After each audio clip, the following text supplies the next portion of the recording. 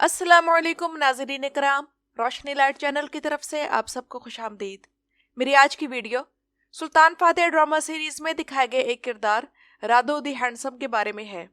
और आज की इस वीडियो में आप लोगों को इस किरदार की मुकम्मल तारीख दिखाई जाएगी कि रादो दी हैंडसम कौन था, सल्तनत उस्मानिया की तारीख में इस किरदार की क्या अहमियत थी, और ये कि कुछ मौरखीन की जानिब से रादो और सुल्तान फातेह के दरमियान गलत किस्म के ताल्लुकात का इल्ज़ाम लगाया गया है। तो ऐसा इल्ज़ाम लगाने वाले मौरखीन कौन थे और इस इल्ज़ाम की क्या हकीकत है। इसके अलावा नाज़रीन इकराम, आज की इस वीडियो में हम ये भी बात करेंगे कि सुल्तान फातेह ड्रामा सीरीज जो कि आजकल तुर्की के एक चैनल TRT1 पर दिखाई जा रही है, तो उसमें रादो दी हैंडसम का किरदार क्या सही तरीके से दिखाया जा रहा है या नहीं, इस पर भी बात करेंगे। तो आइए चलते हैं आज की वीडियो की तरफ। तो नाज़रीन इकराम, ये कहानी है एक ऐसे शहजादे की जो तारीख में मौजूद तो है मगर याददाश्त के हाशिए पर खड़ा है। एक ऐसा किरदार जिसे उसके भाई की दरिंदगी ने निगल लिया और जिसे ड्रामे ने खूबसूरत तो बना दिया मगर मुकम्मल ना दिखाया। जी हाँ, रादो, जिसे तारीख रादो दी हैंडसम के नाम से जानती है। रादो को उसकी खूबसूरती की वजह से तारीख में रादो दी हैंडसम, रादो दी फेयर, रादो दी ब्यूटीफुल या फिर रोमानियन जुबान में रादो चल फरमोस कहा जाता है, लेकिन तुर्की में उसे रादो बे कहा जाता था।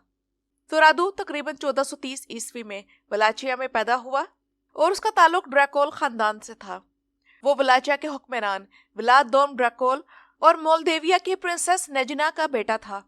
उसका बचपन किसी आम शहजादे जैसा ना था, क्योंकि सिर्फ 4 बरस की उम्र में उसकी तकदीर ने एक ऐसा मोड़ लिया जिसने उसकी पूरी जिंदगी का रुख बदल दिया।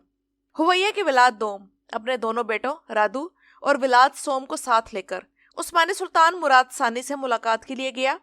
और ये मुलाकात वलाचिया के लिए सियासी मजबूरी थी, लेकिन फिर यह सियासी मजबूरी एक दुख में बदल गई, क्योंकि सुल्तान फातेह के वालिद सुल्तान मुराद ने वफादारी की जमानत के तौर पर उन दोनों बच्चों को यरगमाल रख लिया था। यूं रादो और व्लाद उस्मानी दरबार पहुंच गए, और वो भी कैदी बनकर, लेकिन वो आम कैदी नहीं थे, क्योंकि उस्मानी रवायत के मुताबिक शाही यरगमालों को सख्ती के साथ साथ उन्हें तालीम भी दी जाती थी।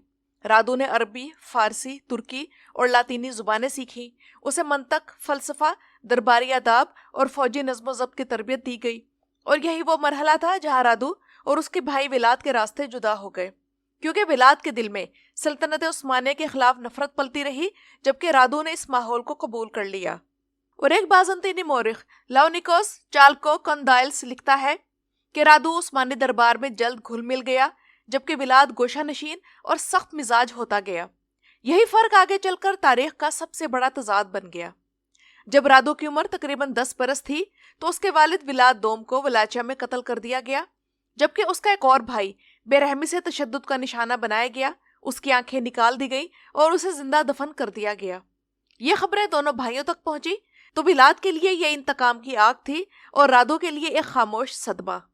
उस्मानी दरबार से जब व्लाद सोम को रिहाई मिली तो उसने वलाचिया वापस जाकर वो सब कुछ आजमाया जो उसने उस्मानियों से सीखा था, यानी हुकूमत करने के तौर तरीके और सियासी चालें वगैरह। लेकिन अपने मिजाज के मुताबिक उसने अपनी सियासी हिकमत अमली में कई चीजें शामिल कर दी, मसलन बेगुनाह लोगों को सूली पर चढ़ाना, इबरत का खौफ और खून के जरिए इक्तदार। और इसी बात ने उसे व्लाद दी इम्पेलर बना दिया, जबकि रादो ने अपने भाई के बरक्स मुख्तलिफ रास्ता चुना और उसने इस्लाम कबूल कर लिया। यहाँ जहन में ये सवाल आता है कि रादो ने इस्लाम कैसे और क्यों कबूल किया। तो नाज़रीन इकराम, ये सवाल रादो दी हैंडसम की पूरी शख्सियत और उसके फैसलों को समझने की कुंजी है, क्योंकि रादो का इस्लाम कबूल करना किसी एक लम्हे का वाकया नहीं था, बल्कि ये एक ऐसा अमल था जो उसकी परवरिश, माहौल और सियासी हकीकतों के जेर असर मुकम्मल हुआ। क्योंकि ये तो आप लोग जान चुके हैं कि रादो बचपन ही में उस्मानी दरबार में पहुंच गया था, और वो सिर्फ एक कैदी नहीं बल्कि एक शाही यरगमाल था। तो उस दौरान जहां उसने आला तालीम हासिल की, दरबारी आदाब और फौजी नज़्म ज़ब्त सीखा, वहीं उसने मुसलमानों के साथ अपनी जिंदगी गुजारी और उस दौरान इस्लामी इबादत, अखलाक और नज़म को करीब से देखा, अरबी और तुर्की जुबान सीखी और उस्मानी रियासती फिक्र को समझा। और तारीख के मुताबिक उसने बाकायदा इस्लाम कबूल किया। रादो के इस्लाम कबूल करने की एक नफसियाती वजह भी थी कि रादो ने उस्मानी दरबार में तहफ़्फ़ुज़, इज्जत और शनाख्त पाई, जबकि उसका अपना वतन विलाकिया या विलाचिया खून, गद्दारी और कत्ल से भरा हुआ था। तो इसलिए इस्लाम और सल्तनत उस्मानिया उसके लिए इस्तेहकाम और ताकत की अलामत बन गए। इसके अलावा उसका मिजाज अपने भाई से बिल्कुल मुख्तलिफ था।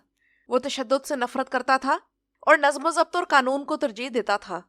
तो बहरहाल इस्लाम कबूल करने के बाद रादू उस्मानी दरबार में एक बाएतमाद शख्सियत बन गया।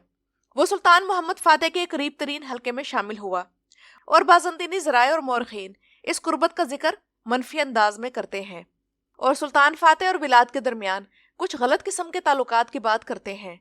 इन इल्जामात का पहला इशारा एक बाज़ंतीनी मौरिख लाओनिकोस चाल्कोकोंडाइल्स की तहरीरों में मिलता है, जहां वो सुल्तान और रादू के दरमियान गैर मामूली कुर्बत का जिक्र करता है, लेकिन किसी जिस्मानी ताल्लुक की वाज़ेह तस्दीक नहीं करता।